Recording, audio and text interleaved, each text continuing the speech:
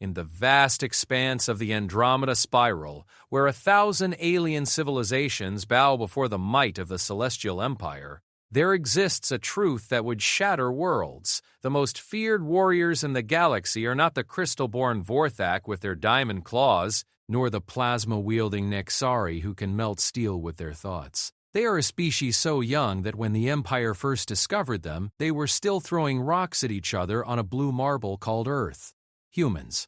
And now, in the opulent throne room of Empress Zyla Vartesh, ruler of 12 star systems and destroyer of rebellions, something unprecedented is about to happen. The woman who has never shown mercy to any species, who has crushed revolts with a gesture and turned entire worlds to glass, is about to whisper a secret to a human mercenary that will change everything. Because her daughter, Princess Kayla, heir to an empire that spans light years, wants something no Vorthani royal has ever desired before, something that could either unite the galaxy or tear it apart forever. The human standing before the throne doesn't know it yet, but he's about to become the most important person in the known universe. And it all begins with a soft whisper from a queen who has never whispered to anyone. What could make the most powerful being in the galaxy speak so quietly? What could her daughter possibly want that would require the skills of humanity's most dangerous sons and daughters? The answer will shake the very foundations of what every species thought they knew about power, about love, and about the strange, terrifying, wonderful creatures called humans. Marcus Chen had killed his first alien when he was 17 years old. It wasn't something he talked about, wasn't something he was proud of, but it was something that had shaped every moment of his life since. 20 years later, standing in the crystalline corridors of the Celestial Palace on HFY Prime, he could still remember the weight of the plasma rifle in his hands, and the way the Nexari soldier had looked at him with surprise instead of fear. That was the thing about humans that the rest of the galaxy never quite understood. They expected fear where humans felt curiosity.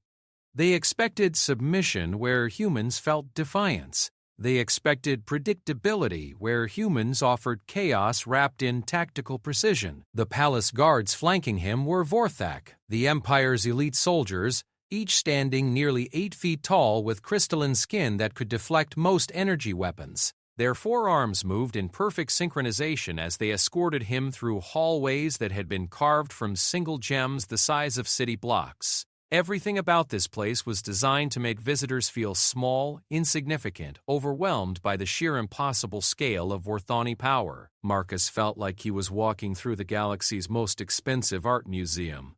Impressive, sure, but ultimately just another place built by people who needed impressive architecture to feel important. Human, the guard captain spoke, his voice carrying the harmonic resonance that made Vortak's speech sound like crystalline wind chimes.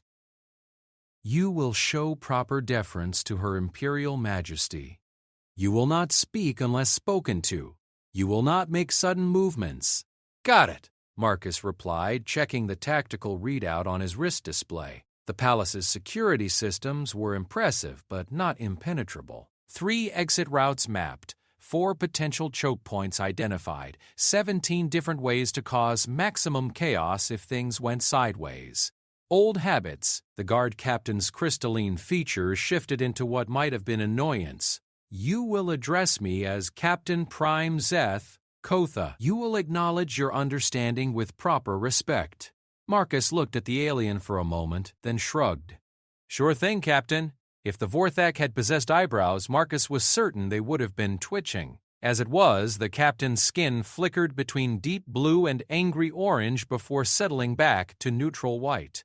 Your species continues to confound our sociologists. We aim to please, Marcus said, then immediately wondered if sarcasm translated well into Vorthak. Based on the captain's increasingly orange complexion, apparently it did.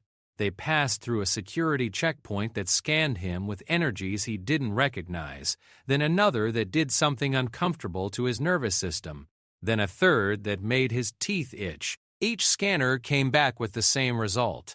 One human male, age 40, carrying no weapons, no hidden technology, no biological threats. What the scanners couldn't detect, because they weren't designed for it, was the particular combination of experience, adaptability, and strategic thinking that made humans the galaxy's most sought-after mercenaries. The throne room, when they finally reached it, was everything Marcus had expected, and nothing like what he'd prepared for. The chamber was vast enough to house a small city with a ceiling that opened directly to HFY Prime's purple sky. The walls were covered in living murals that shifted and changed, depicting the Empire's greatest victories. And at the center, on a throne carved from what looked like a single massive diamond, sat Empress Zyla Vartesh. She was smaller than Marcus had imagined. The holovids and intelligence reports had made her seem like a giant, but sitting there in person, she looked almost delicate. Her crystalline skin was perfect alabaster white, unmarked by the color changes that betrayed emotion in other Vortak. Her forearms were arranged in a pose of absolute authority, but her face held an expression Marcus couldn't quite read. "Approach," she said, and her voice carried across the enormous chamber without effort or amplification. Marcus walked forward, ignoring the dozens of courtiers and nobles who watched his every move. He stopped at what seemed like a reasonable distance from the throne, maybe 20 feet away, and waited. "Closer," the Empress said. He took another 10 steps forward. "Closer." Marcus glanced around the room, noting the positions of guards, the locations of exits, the general mood of the assembled nobles. Everyone looked tense. Not the usual tension of a formal court ceremony, but something sharper, more personal. He walked until he was standing directly in front of the throne, close enough to see the intricate patterns etched into the Empress's skin, close enough to notice that her hands weren't quite steady. "Human mercenary Marcus Chen," she said, and her voice was different now. Not the commanding tone that had filled the chamber, but something quieter, something that almost sounded uncertain. "You have served the Empire faithfully for 12 years. Yes, Your Majesty.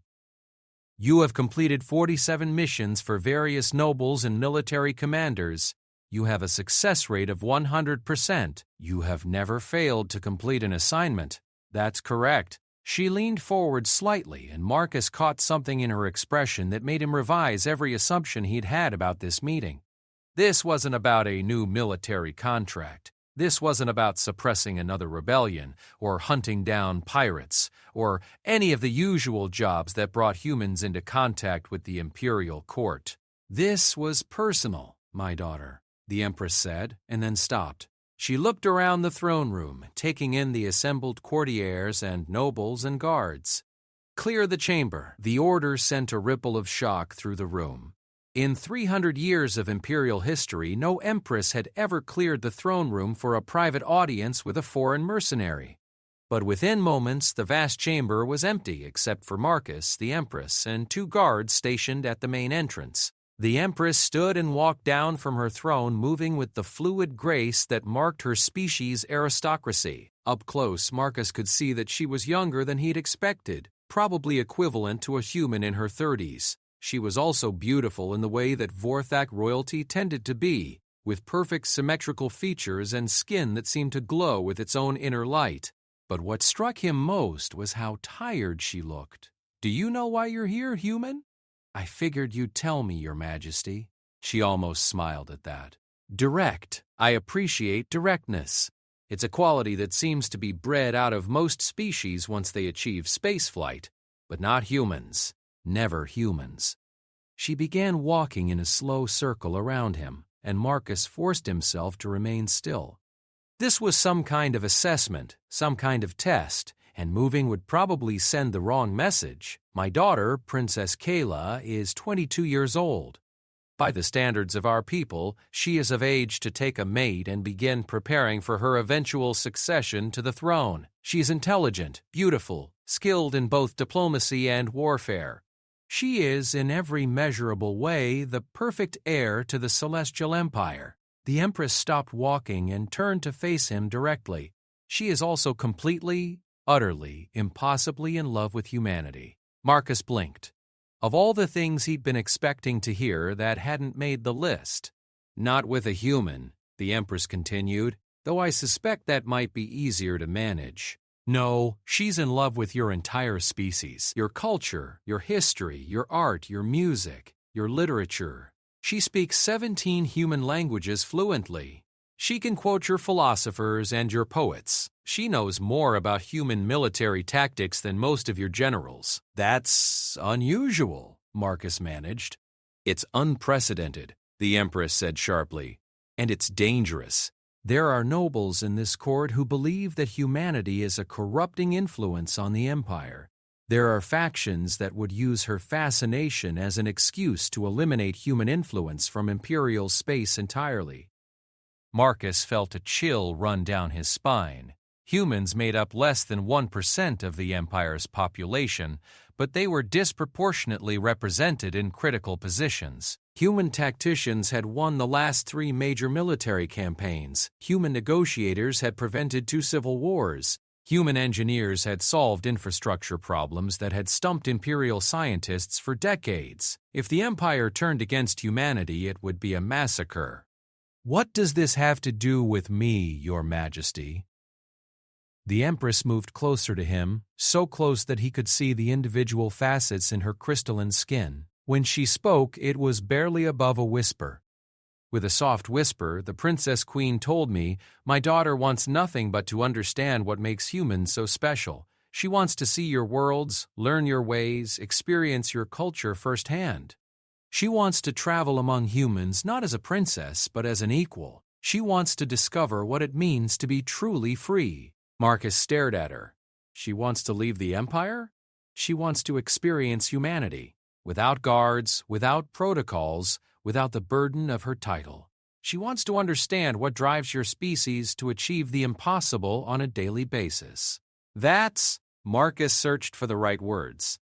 That's incredibly dangerous. For her, for the Empire, for humanity. If something happened to her while she was in human space, yes, the Empress said simply, it would mean war. The complete annihilation of every human colony, every human settlement, every human life in the galaxy. They stood there in silence for a moment, the weight of what she'd just told him settling between them like a physical presence. But, the Empress continued, if she doesn't get this chance, she will never be ready to rule. She will never understand the single most important factor in the Empire's continued stability. And without that understanding, she will make decisions that could destroy everything we've built. Marcus nodded slowly. He was beginning to understand why he was here. You want me to take her. I want you to keep her alive. I want you to show her humanity at its best and its worst. I want you to help her understand what makes your species so dangerous and so valuable. And I want you to bring her back ready to rule an empire that includes humans as equals, not subjects. And if I say no, the Empress's expression didn't change, but her skin flickered briefly orange. Then I will find another way. But there is no other human with your reputation, your skills, and your connections. There is no one else I trust to keep my daughter safe while she discovers what it means to be free. Marcus looked around the empty throne room, thinking about everything he'd just heard. This was insane. This was the kind of mission that could go wrong in 1,000 different ways. This was exactly the sort of impossible situation that humans somehow always found themselves in, which he realized was probably exactly why the Empress had chosen him. How long would this take? 6 months, maybe longer. Long enough for her to see human worlds, meet human families, understand human culture from the inside. And you really think this is necessary? The Empress moved even closer, so close that her whisper was barely audible. Human, my daughter is going to rule 12-star systems and 40 billion souls. Right now, she makes decisions based on reports and statistics and the advice of courtiers. But leadership requires understanding, and understanding requires experience. She needs to know what drives humans to fight impossible odds. She needs to know what makes a species collectively decide to face down the entire galaxy rather than submit. She needs to know why humans would rather die free than live as slaves. Some combination of pride and terror and recognition. Because she was right. That was exactly what humans did, over and over again in situation after situation. They looked at impossible odds and said, "Hold my beer," and somehow found a way through. "If I do this," he said carefully, "I'm going to need complete autonomy. No imperial oversight, no check-ins, no monitoring. She travels as a human, with human identity documents under human protection." "Agreed. And if something goes wrong, then you do what humans always do," the Empress said with something that might have been a smile. "You improvise." Marcus looked at her for a long moment, studying her face, trying to read the emotions hidden beneath her perfect royal composure. What he saw there surprised him. Not just determination or political calculation, but genuine love. Fear for her daughter, hope for the future of her empire. She was taking an incredible risk. They both were. "All right," he said finally. "I'll do it." The Empress stepped back and straightened, returning to her imperial bearing. "You will meet Princess Kayla tomorrow at the spaceport. She believes she is simply being assigned a human cultural attaché for her studies. You will maintain that fiction until you are safely away from imperial space." "Understood." "Human," she said as he turned to leave, and her voice carried that whisper-quiet tone again. "Bring her back to me. Changed, educated, ready to rule. But bring her back." Marcus paused at the doorway and looked back at the most powerful being in the galaxy, standing alone in her vast throne room. "I'll bring her back, Your Majesty. I promise." As he walked back through the crystalline corridors, past the guards and the courtiers, and the living mural celebrating imperial power, Marcus Chen began planning the most important mission of his life. He was about to take the heir to the Celestial Empire on a tour of humanity. God help them all. Princess Kayla Vartesh had been dreaming about humans since she was 12 years old.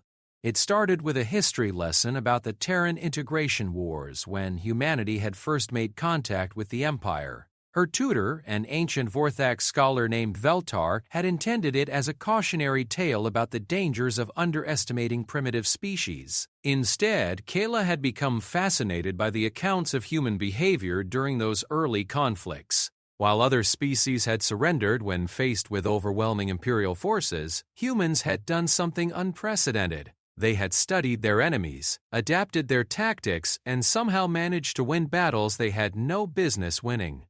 Not through superior technology or numbers, but through something her tutors struggled to define: creativity, stubbornness, a complete inability to recognize when they were supposed to give up. Now, standing in her private chambers overlooking the crystal gardens of the Imperial Palace, Kayla was trying not to let her excitement show. Her mother had assigned her a human cultural attaché to help with her xenological studies, a real human here in the palace, available to answer all the questions that had been building up in her mind for the past 10 years. She checked her appearance in the holographic mirror, adjusting the simple blue robes she'd chosen for the meeting. At 22, she had the typical Vorthak royal features: perfect symmetrical face, alabaster skin, forearms that moved with practiced grace. But unlike other members of the imperial family, she kept her coloration strictly controlled. No emotional flickering, no involuntary color changes that might reveal her thoughts. It was a skill she'd developed out of necessity, since most of her thoughts would have been considered inappropriate for a princess. A chime sounded, indicating her visitor had arrived. Kayla straightened her shoulders, arranged her features in the politely interested expression she'd perfected over years of diplomatic training, and activated the door controls. The human who entered was not what she'd expected. Marcus Chen was of average height for his species, with dark hair that was starting to show gray at the temples and brown eyes that seemed to take in everything at once. He moved with the fluid efficiency that marked professional soldiers, but there was something else there too. A calmness, a confidence that suggested he was completely comfortable despite being in the heart of the Empire's power. "Your Highness," he said, offering a respectful nod that was neither too shallow nor too deep. "I'm Marcus Chen. I understand you're interested in learning about human culture." His voice was different from the other humans she'd heard in official recordings. Less formal, more direct, and there was something in his tone that suggested he was evaluating her just as carefully as she was evaluating him. "Please sit," she said, gesturing to one of the crystalline chairs arranged around a low table. "I have to admit, I'm excited about this opportunity. I've studied human history extensively, but I've never had the chance to speak with someone who actually lived it. Marcus settled into the chair with practiced ease, despite the fact that it hadn't been designed for human anatomy. What specifically would you like to know? Kayla had prepared for this question, had compiled lists of topics she wanted to discuss. But now, faced with an actual human sitting in her chambers, all her carefully planned queries seemed inadequate. Everything, she said finally, then caught herself. I mean, I'm particularly interested in human social structures. Your concept of individual freedom versus collective responsibility. The way your species manages to function without strict hierarchical control. Something shifted in Marcus's expression, a flicker of surprise or interest. That's a complex topic. Most species focus on our military capabilities or our technological adaptations. Those are certainly impressive, Kayla said, then hesitated. She was about to venture into territory that her tutors would have considered inappropriate, but what I find most fascinating is the psychological framework that makes those capabilities possible. The way humans seem to thrive in situations that would break other species. Marcus studied her for a moment, and Kayla had the uncomfortable feeling that he was seeing more than she intended to reveal. Can you give me an example of what you mean? The siege of Kepler Station, she said immediately. 300 human defenders against an attacking force of 15,000 Nexari warriors. By every tactical analysis, it should have been over in hours. Instead, the humans held out for 6 months and eventually forced an Nexari withdrawal. You've studied the Kepler siege? I've studied all the major human military engagements of the last 50 years, Kayla admitted, then worried she'd revealed too much. It's part of my education in imperial history. And what did you learn from Kepler? This was it, Kayla realized. This was the moment where she could either give the expected answer about human stubbornness and tactical innovation, or she could share what she really thought. What she'd concluded after years of study but had never been able to discuss with anyone. I learned that humans don't fight the same way other species fight, she said carefully. When most species face overwhelming odds, they calculate the probability of victory and surrender if it's too low. Humans seem to calculate the cost of surrender and fight if it's too high. Marcus leaned back in his chair, and for the first time since entering her chambers, he smiled. It was a small expression, barely noticeable, but it transformed his entire face. That's a very astute observation, Your Highness. Is it accurate? It's more accurate than most of the official imperial analyses I've read, Marcus said. But it raises an interesting question. Why does a Vorthak princess spend her time studying human military philosophy? Kayla felt her skin temperature rise slightly, a warning sign that she was about to lose emotional control. She forced herself to remain calm, to keep her coloration steady. "'Cause I'm going to rule this empire someday," she said. "And humans are part of that empire. I need to understand what drives them if I'm going to lead them effectively. And what have you concluded?" This was dangerous territory. This was the kind of conversation that could be interpreted as treasonous if taken out of context. But there was something about Marcus's manner, something about the way he asked questions without judgment that made her want to be honest. "I've concluded that the Empire doesn't understand humans at all," she said quietly. "We treat your species as useful barbarians, effective tools for specific tasks, but not equals, not partners. And you think that's a problem?" "I think it's a mistake that could destroy everything we've built," Kayla said, then immediately worried she'd gone too far. But Marcus just nodded thoughtfully. "Why?" "Because humans don't stay tools," she said, warming to the topic despite her caution. "Every species the Empire has absorbed has eventually accepted their place in the hierarchy. Humans adapt to the hierarchy, work within it, even excel within it, but they never accept it. There's always this sense that they're choosing to cooperate, not submitting to authority." "David, is that a threat or an opportunity?" Kayla considered the question carefully. It was exactly the sort of complex issue that her tutors had always avoided discussing directly. "Both," she said finally. If the Empire continues to treat humans as subjects, eventually there will be a confrontation. And based on human history, that confrontation will be messy and destructive for everyone involved. But if the Empire could find a way to treat humans as true partners, then what? The Empire has resources, technology, established infrastructure, diplomatic connections. Humans have adaptability, creativity, the ability to find solutions where none should exist.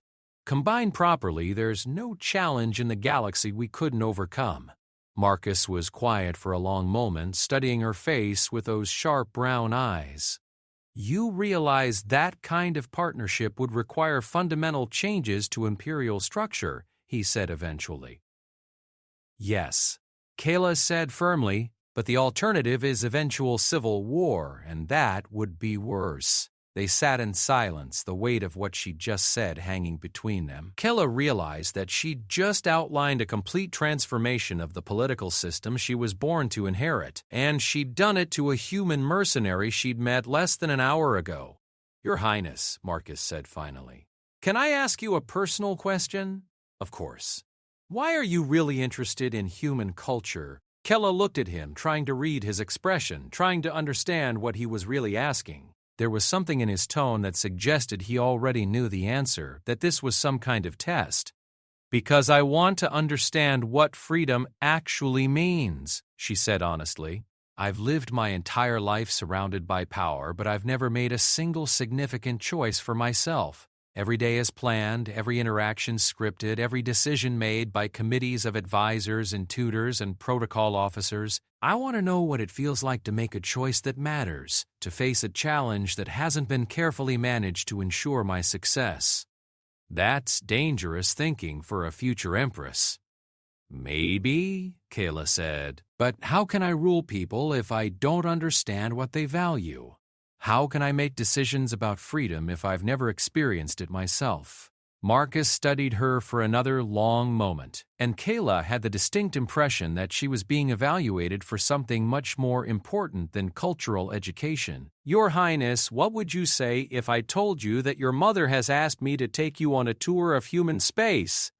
Kayla's heart stopped beating for a moment, all four of them simultaneously creating a moment of perfect silence in her chest.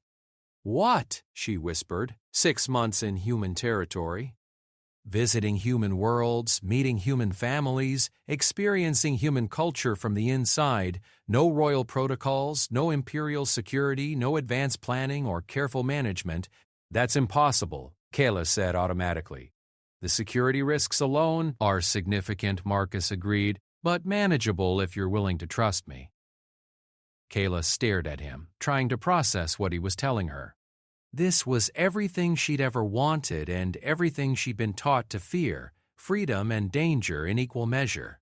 "My mother really arranged this?" "She did, though she has her own reasons for wanting you to understand humanity better." "What reasons?" Marcus smiled, and there was something almost paternal in the expression. "I think she wants you to be ready for the challenges you're going to face as Empress, and she thinks those challenges are going to require a different kind of leadership than the Empire has seen before." Kayla felt something warm and electric spreading through her chest, a sensation she'd never experienced before. Hope, she realized. Pure, undiluted hope for a future that was more than ceremonial duties and political marriages and carefully scripted public appearances. "When would we leave?" "Tomorrow, if you're willing." "What would I tell people? My tutors, the court officials, the security staff? That you're taking an extended study tour with your human cultural attaché? Which technically is exactly what you'll be doing." Kayla stood and walked to the window, looking out over the crystal gardens where she'd spent countless hours dreaming about worlds beyond the palace walls. Tomorrow she could be on a ship heading toward those worlds. "There's something you should know," she said without turning around. "I'm not just interested in human culture academically. I believe that the future of the Empire depends on fundamental changes to how we interact with humanity. Changes that many people would consider treasonous."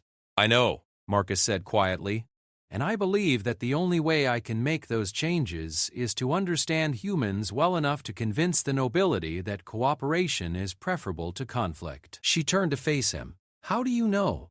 "And because it's obvious from talking to you. The question is, are you prepared for what you're going to learn out there? What do you mean? Marcus stood and moved to join her at the window. Human space isn't like the Empire, Your Highness. It's messier, more chaotic, less controlled. People make mistakes, suffer consequences, fail at things that matter. There are no safety nets, no guaranteed outcomes, no one to catch you if you fall. That's what I want, Kayla said firmly. It's also dangerous, not just physically, though there are physical risks, but psychologically. Once you've experienced real freedom, it's hard to go back to a life where other people make all your decisions. Kayla looked at him, seeing something in his expression that might have been warning or sympathy or understanding. Are you trying to talk me out of this? I'm trying to make sure you understand what you're choosing, Marcus said, because once we leave Imperial space, everything changes. You won't be a princess anymore. You'll just be another human trying to make her way in the galaxy. Just another human. Kayla repeated, testing the words. They sounded strange and wonderful and terrifying. So, Marcus said, are you ready to be free? Kayla looked out at the crystal gardens one more time, then turned back to the human who was offering her everything she'd ever wanted. Yes, she said, I'm ready. The next morning, as they walked through the spaceport toward a nondescript human freighter, Kayla Varthesh realized she was about to discover what it meant to be truly alive. For the first time in her life, she was making a choice that mattered, facing a challenge with no guaranteed outcome. It was the most terrifying and exhilarating moment of her life. And it was only the beginning. The freighter, Wandering Star, was nothing like the luxurious imperial vessels Kayla had traveled on her entire life. The corridors were narrow and utilitarian. The air recyclers made constant humming noises, and everything smelled vaguely of machine oil and recycled air. But as she settled into the tiny passenger cabin that would be her home for the next several days, Kayla felt more excited than she had in years. She was free. For the first time in her life, no one knew where she was except Marcus, and no one was monitoring her activities or planning her schedule. The sensation was intoxicating. Your identity documents, Marcus said, handing her a datapad. Kelly Varnes, age 22, citizen of the Centauri Federation. Graduate student in xenological studies, traveling on an educational visa. It showed her face, but somehow different, softer, more animated, without the perfect composure she'd been trained to maintain since childhood. Her skin tone had been adjusted to look more human, and her forearms had been digitally edited to appear as 2A. How is this possible? The biometric scanners will show exactly what they're supposed to show, Marcus said. Human technology has gotten very good at spoofing alien sensors. It helps that most species don't really understand how human biology works. But what about my actual appearance? Other humans will notice that I have forearms and crystalline skin. Marcus smiled and produced a small device that looked like a medical scanner. Hold still for a moment. He activated the device and ran it slowly over her body. Kayla felt a strange tingling sensation, and when she looked down at her hands, they appeared completely human. 2 arms instead of 4, with pink flesh instead of crystal. Holographic projection field, Marcus explained. It's not perfect, and it won't fool close physical contact, but for casual interaction, it's very convincing. Just remember to keep your extra arms folded against your body and try to move like you only have 2. Kayla practiced walking around the small cabin, adjusting to the strange sensation of having half her limbs hidden. It was awkward at first, but she found herself adapting quickly. Where are we going first? She asked. A place called Haven Colony. It's a frontier world, mostly agricultural, population about 50,000. Good place to see how ordinary humans live when they're not trying to impress anyone. What's special about it? Nothing, Marcus said. That's the point. Most aliens who visit human space see our showcase worlds, our military installations, our diplomatic centers. Those places don't really represent human culture. They're what we show outsiders. Haven is just people living their lives. The journey to Haven took 6 days, and Kayla spent most of that time asking Marcus questions about human society. Not the formal diplomatic queries she'd been trained to make, but genuine curiosity about how humans actually lived. Do human children really choose their own careers? She asked during one of their conversations in the ship's common area. Generally, yes. There are practical limitations, of course. Economic factors, educational requirements, natural abilities. But the basic principle is that individuals get to decide what they want to do with their lives. What if they make poor choices? Then they suffer the consequences and hopefully learn from the experience. Kayla found this concept fascinating and disturbing in equal measure.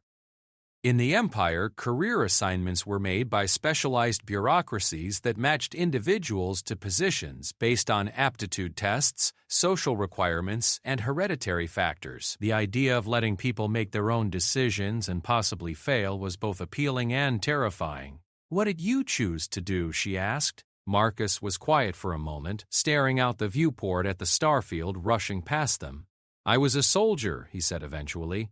"Started when I was 18, served in the Colonial Defense Force for 15 years. After that, I went freelance. Military consulting, security work, occasional mercenary contracts. What made you become a soldier? My father was killed in an Ixari raid when I was 16. I wanted to make sure that didn't happen to other families." There was something in his tone that discouraged further questions, but Kayla found herself curious about the emotions behind his words.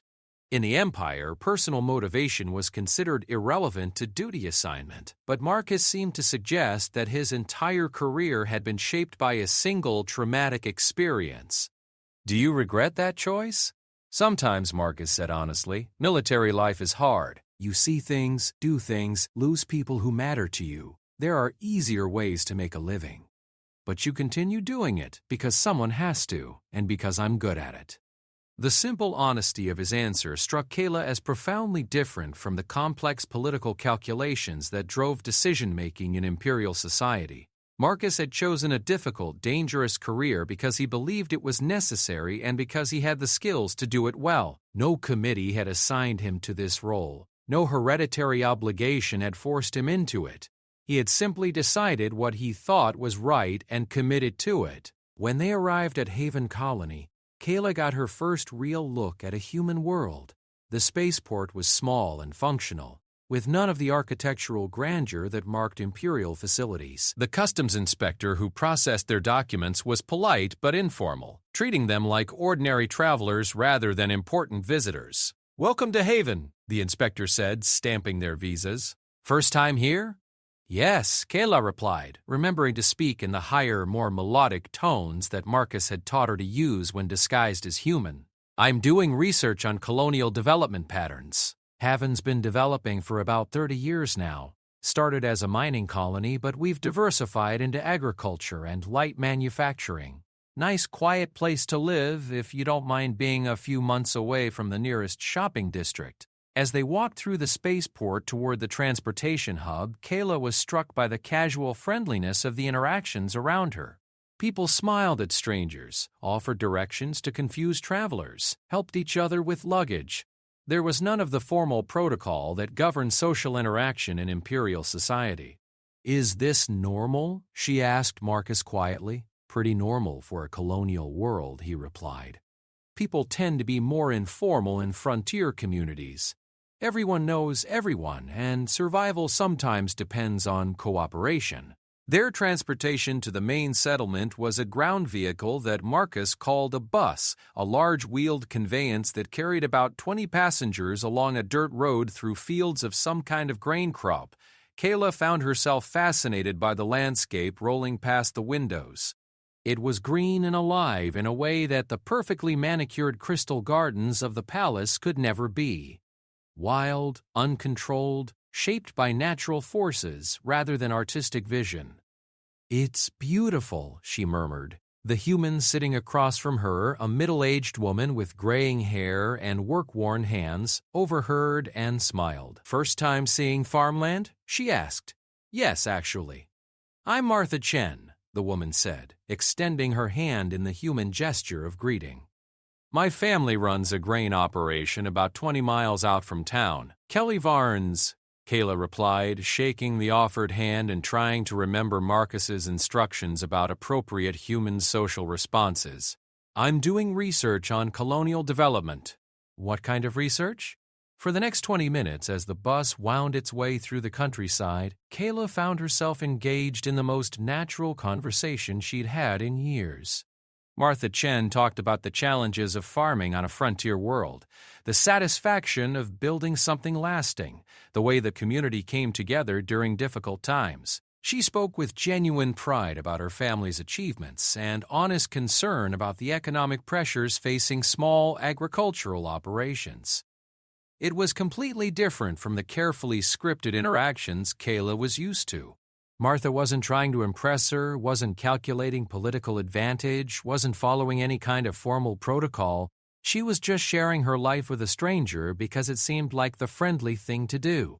When they reached the town, Marcus had arranged for them to stay at a small hotel that catered to traveling researchers and business visitors. It was simple but comfortable, with rooms that were clean and functional without any attempt at luxury.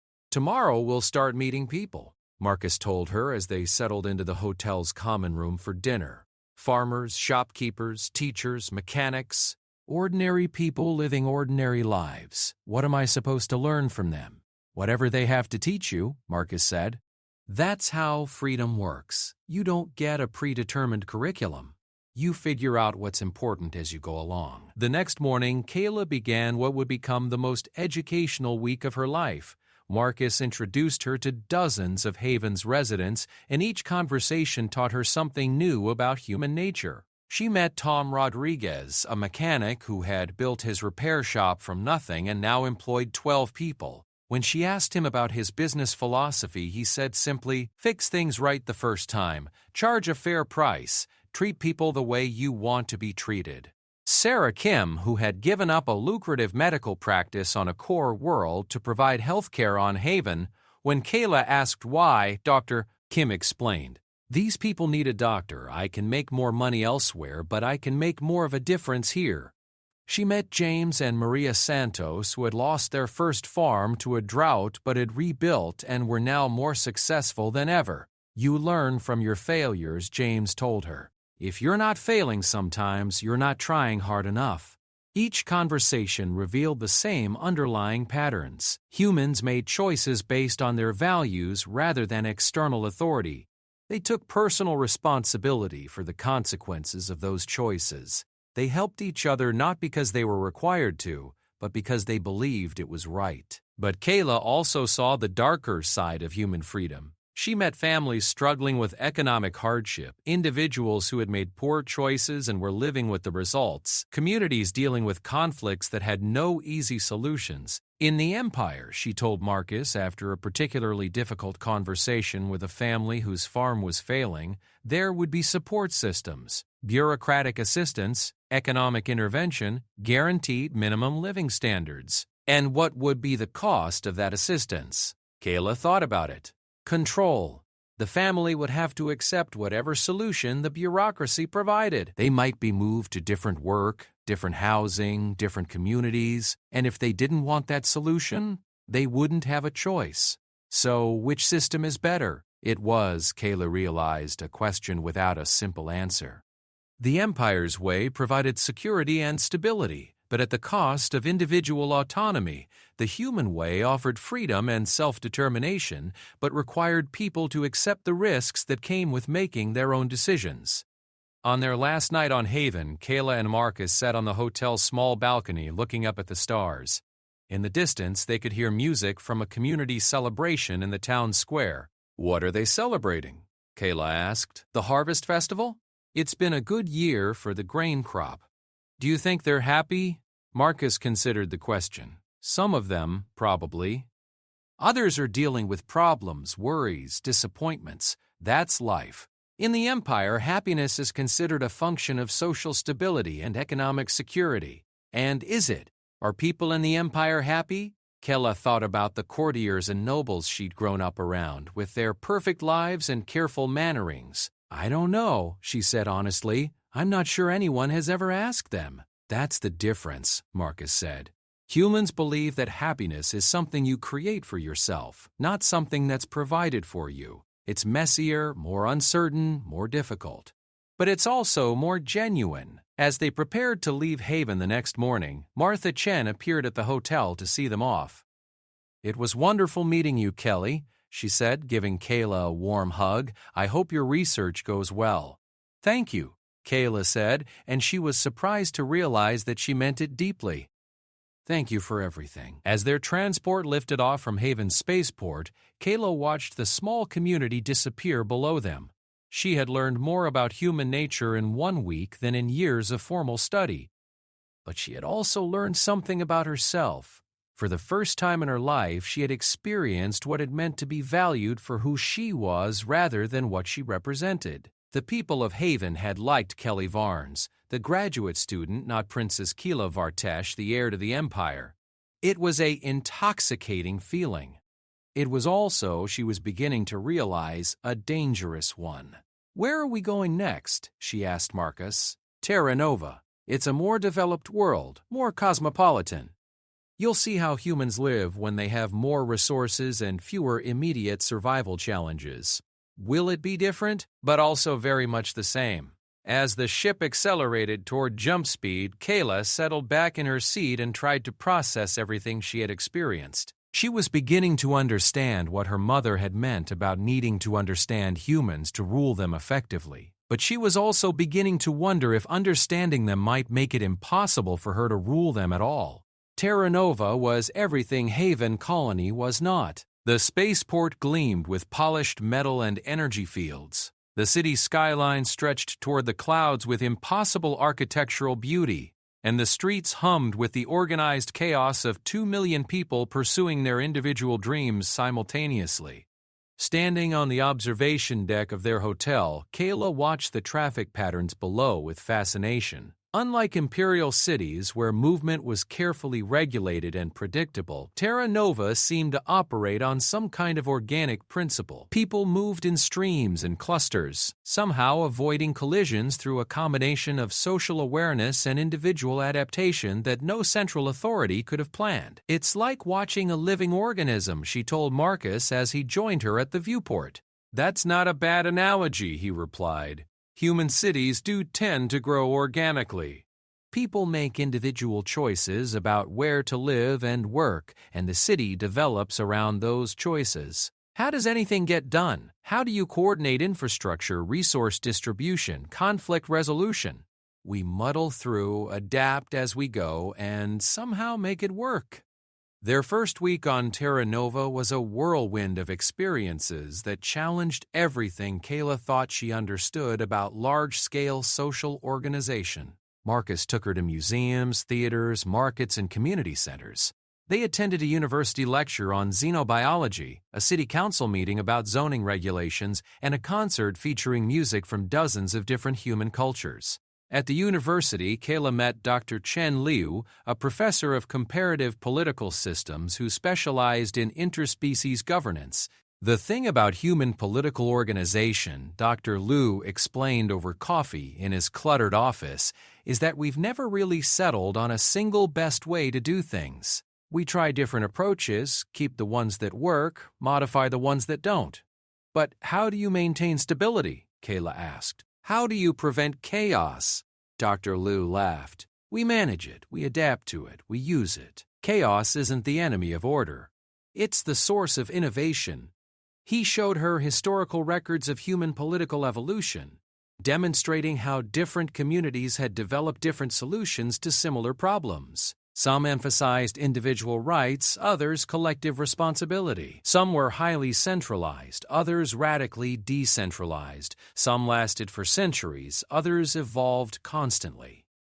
In most species, Dr. Liu said, political organization reaches an optimal form and then remains stable. Humans keep experimenting. It makes us adaptable, but it also makes us unpredictable. Is that why humans have been so successful in the Empire? Partly. We don't try to fit into existing systems. We find ways to make those systems work better for everyone. The city council meeting was even more educational.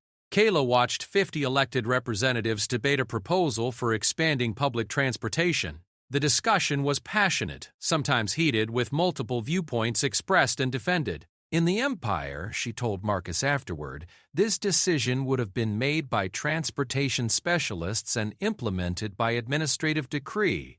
Would it have been a better decision? Probably more efficient, Kayla admitted. But I'm not sure it would have taken into account all the factors these people are considering.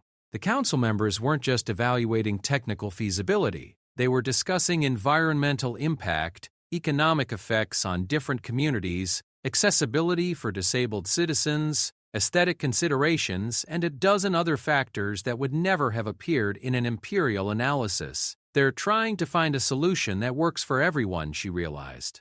That's the goal. It doesn't always work out that way, but that's what they're trying to do. The concert was a revelation of a different kind. Kayla had studied human music as part of her cultural education, but experiencing it live was completely different. The performance featured a symphony orchestra, a jazz ensemble, a folk singer, and electronic music composer, all collaborating on a piece that blended their different traditions into something entirely new. How do they know what to do?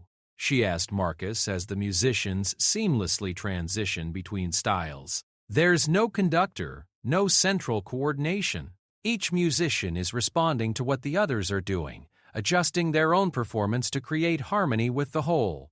It was, Kayla realized, a perfect metaphor for human society itself. Individual creativity guided by collective awareness, producing results that no single participant could have achieved alone. But it was her encounter with the Patel family that truly changed her understanding of human nature. Marcus had arranged for them to stay with a local family for a few days, to experience ordinary human domestic life. The Patels lived in a comfortable apartment in a middle-class neighborhood, and they welcomed Kayla with the same casual friendliness she had encountered on Haven. Rajesh Patel was an engineer who designed water purification systems for colony worlds. His wife Maya taught primary school children. They had 2 teenage children, Arun and Priya, who were navigating the complex challenges of human adolescence. On her first evening with the family, Kayla found herself helping Maya prepare dinner while the rest of the family gathered in the kitchen. It was a scene of comfortable chaos, with multiple conversations happening simultaneously, children arguing about homework and everyone contributing to the meal preparation. "Kelly," Maya said as she handed Kayla a bowl to mix, "Marcus tells us you're studying colonial development. What got you interested in that field?" It was a simple question, but it struck Kayla with unexpected force. In her disguise as a human graduate student, she had created a fictional background about growing up on a remote colony world and wanting to understand how communities developed. But sitting in this warm, welcoming kitchen, surrounded by genuine human warmth, the lies felt suddenly uncomfortable.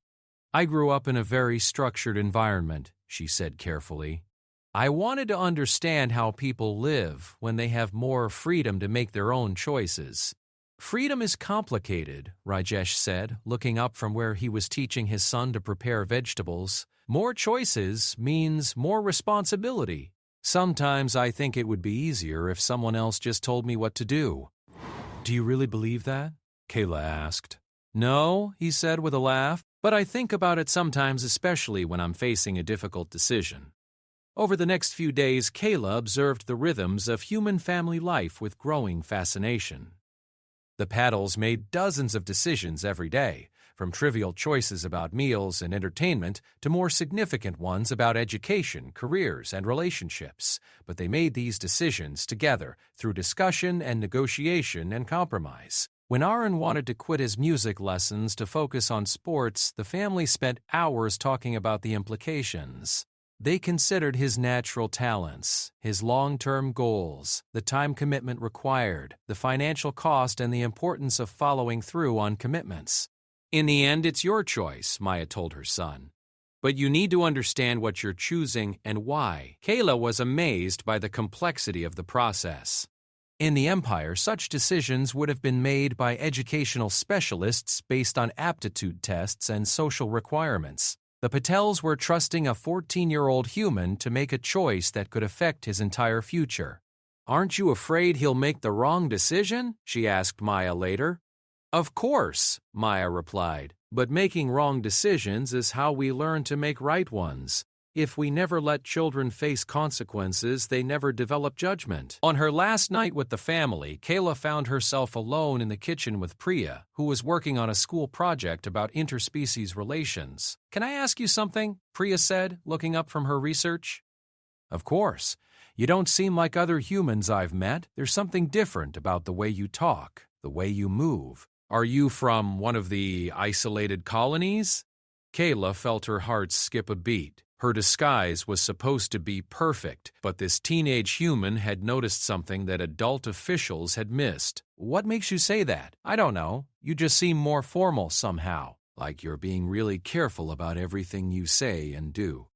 Kayla looked at Priya's curious, intelligent face and made a decision that would have horrified her security trainers. "Can you keep a secret?" "Absolutely. I'm not exactly human."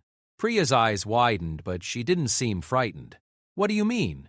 Kayla deactivated the holographic projector that concealed her true appearance. Priya stared at her forearms and crystalline skin with fascination rather than fear. "You're Vorthak," she breathed. "You're from the Empire. Are you a spy?" "No," Kayla said quickly. "I'm here to learn about human culture, to understand how your people really live." Why? And there it was. The question Kayla had been avoiding even in her own thoughts. Why was she really here? What did she hope to accomplish? "Because I think the future depends on humans and the Empire learning to understand each other better," she said honestly. "And because I wanted to know what it felt like to be free." Priya studied her face carefully. "Are you free now?" "I don't know," Kayla admitted. "I think I'm starting to understand what freedom means, but I'm not sure I can keep it." "Why not?" "Because I have responsibilities. People who depend on me. A role I was born to fill. But if you don't want that role, why do you have to accept it?" It was such a simple question, asked with the direct honesty that seemed to characterize human adolescence. But it cut to the heart of everything Kayla had been struggling with since leaving Imperial space. "Because that's not how the Empire works," she said quietly. "People don't get to choose their own destinies." "But you're here," Priya pointed out. "You chose to come here, to learn about humans, to experience freedom. That was your choice." "Yes, but—" "So you do get to choose. Maybe not everything, but some things. And maybe the choices you make now will help you make bigger choices later." Kayla stared at this perceptive human child, realizing that Priya had articulated something she hadn't been able to put into words herself. She was here by choice. Everything she had learned, every experience she had gained, every moment of freedom she had tasted, had been the result of her own decision. That night, lying in the small guest room the Patels had prepared for her, Kayla tried to imagine returning to the Empire, going back to a life of predetermined schedules and scripted interactions and decisions made by committees. The thought made her physically uncomfortable, but she also thought about her mother's words, about the challenges facing the Empire, about the possibility of creating a future where humans and aliens could work together as true equals. That future wouldn't happen automatically. It would require someone in a position of power who understood both cultures, someone who could bridge the gap between human freedom and imperial stability. Someone like her. The next morning, as they prepared to leave Terra Nova, Maya Patel took Kayla aside. "I don't know who you really are," she said quietly, "and I don't need to know. But I can see that you're struggling with some kind of important decision." "Here's what I've learned about difficult choices," Maya said. "They're never between good and evil. They're usually between two different kinds of good, or two different kinds of responsibility. The key is to choose the path that lets you live with yourself afterward." As their ship lifted off from Terra Nova's spaceport, Kayla found herself thinking about Maya's words. She had one more stop on her journey, one more world to visit before she had to decide what kind of life she wanted to live. But she was beginning to suspect that the choice had already been made, somewhere in the warm chaos of the Patel kitchen, in a conversation with a perceptive teenager who had asked the right questions. She was beginning to understand that true freedom wasn't about escaping responsibility, it was about choosing which responsibilities to accept. The final stop on their journey was Earth. Marcus had saved humanity's homeworld for last, and as their ship approached the blue-green marble that had given birth to the most unpredictable species in the galaxy, Kayla felt a mixture of anticipation and trepidation that she'd never experienced before. "It's smaller than I expected," she said, staring at the planet through the viewport. "Most people say that," Marcus replied. "Hard to believe that something so ordinary-looking produced a species that's now spread across half the galaxy. What makes it special? Honestly, nothing. That's what makes it special. Earth was indeed unremarkable by galactic standards. No unique mineral deposits, no exotic energy sources, no environmental features that didn't exist elsewhere. But as they descended through the atmosphere toward the spaceport in what had once been called Geneva, Kayla began to understand what Marcus meant. This was where it had all started. Every human innovation, every act of courage, every moment of stubborn refusal to accept the impossible had its roots in this small, ordinary world. They were met at the spaceport by Dr. Elena Vasquez, a cultural historian who had agreed to serve as their guide for what Marcus called the Grand Tour. Dr. Vasquez was a small, energetic woman in her 60s with gray hair and intelligent eyes that seemed to take in everything at once. "Kelly Varnes," she said, shaking Kayla's hand warmly. "Marcus tells me you're interested in understanding human cultural development. Well, you've come to the right place. Earth is where we keep all our mistakes and triumphs in their original packaging." Their first stop was the Museum of Human History, a vast complex that chronicled the species' development from its earliest origins to its expansion into space. Kayla walked through exhibits showing human art, literature, music, and philosophy from dozens of different cultures and time periods. "This is what most aliens don't understand about humans," Dr. Vasquez explained as they stood before a display showing artifacts from ancient civilizations. "You're not dealing with a single culture. You're dealing with thousands of different approaches to being human, all mixed together and constantly influencing each other. How do you maintain any kind of social cohesion?" Kayla asked. "We don't really. We maintain dynamic tension. Different groups pull in different directions, and somehow we end up moving forward instead of tearing ourselves apart." They spent hours walking through the museum, and Kayla found herself overwhelmed by the sheer diversity of human achievement, art that ranged from primitive cave paintings to complex digital sculptures, music that encompassed everything from simple folk melodies to symphonic compositions of staggering complexity. Literature that explored every possible aspect of human experience. "In the Empire," she told Marcus as they stood before a display of human scientific achievements, "cultural development is managed by specialized departments. Art, music, and literature are created according to established aesthetic principles and social requirements. How's that working out for you?" Kayla thought about the perfectly beautiful but somehow lifeless cultural productions she'd grown up with. "It's very harmonious, very predictable." Close quote. "I didn't think so until I came here," she admitted. Their next stop was more challenging. Dr. Vasquez took them to the Memorial Gardens, a solemn place that commemorated humanity's greatest failures and tragedies. Wars, genocides, environmental disasters, social injustices, all the dark chapters in human history preserved and remembered. "Why do you keep these memories alive?" Kayla asked, studying a monument dedicated to the victims of an ancient conflict. "Wouldn't it be better to forget?" "Because forgetting means repeating, Dr. Shib." Vasquez said simply, "We remember our failures so we can do better next time, but it must be painful." "Yes, it is, but pain is educational. It teaches us consequences." They spent the rest of the day touring sites that showed humanity at both its worst and its best. Kayla saw memorials to acts of horrific cruelty and monuments to moments of incredible courage. She learned about leaders who had led their people to disaster and others who had sacrificed everything for justice.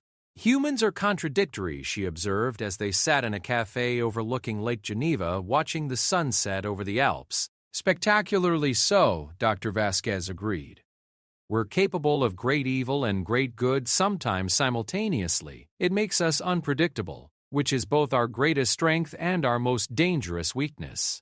How do other species tolerate that unpredictability?" Most of them don't, really. They try to channel it, control it, use it for their own purposes, but you can't really control humans long term. Eventually, we do something unexpected. The next morning, Marcus took Kayla to a place that wasn't on any tourist itinerary, the small town in Switzerland where his grandfather had been born. It was a quiet village nestled in a valley between mountains, the kind of place where people lived simple lives far from the complexities of galactic civilization. They visited the local cemetery where weathered stones marked the graves of people who had lived and died without ever leaving Earth. Marcus stopped at one particular grave, an old marker with text in a language Kayla didn't recognize. Johann Chen, Marcus said quietly. My great-great-grandfather. He was a farmer, never traveled more than 100 miles from where he was born, never saw a starship or met an alien or did anything that would make it into the history books. Why are we here? Kayla asked. Because this is what humans really are, Marcus said. Not the explorers and soldiers and diplomats you've been meeting. Most of us are just ordinary people trying to live decent lives, take care of our families, leave the world a little better than we found it.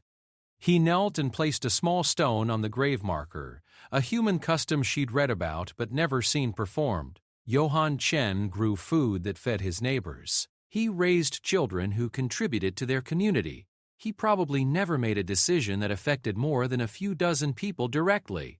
But his choices rippled outward, influenced his children and grandchildren, helped shape the culture that eventually produced the humans you've been studying.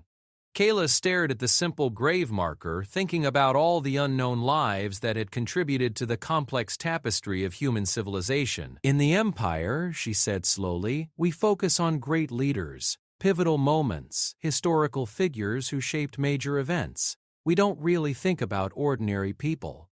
That's your mistake, Marcus said gently. Great leaders matter, but they're built on foundations laid by millions of ordinary people making small choices about how to live their lives. That evening, they sat on the terrace of their hotel, looking up at the stars. Somewhere among those points of light was HFY Prime and the Empire and the life Kayla had left behind. Tomorrow we go back, she said. Yes. I don't know if I'm ready. Marcus was quiet for a moment, then said, Can I tell you something about my conversation with your mother? Please. She didn't send you out here just to learn about humans. She sent you out here to learn about yourself. What do you mean? Think about what you've experienced over the past few months. You've made friends, faced challenges, dealt with uncertainty, discovered what you value and what you're willing to fight for. You've learned what it means to be free. Kayla nodded slowly.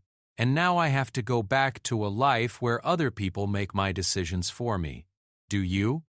The question hung in the air between them, loaded with implications that Kayla wasn't sure she was ready to face. I have responsibilities, she said finally. Yes, you do.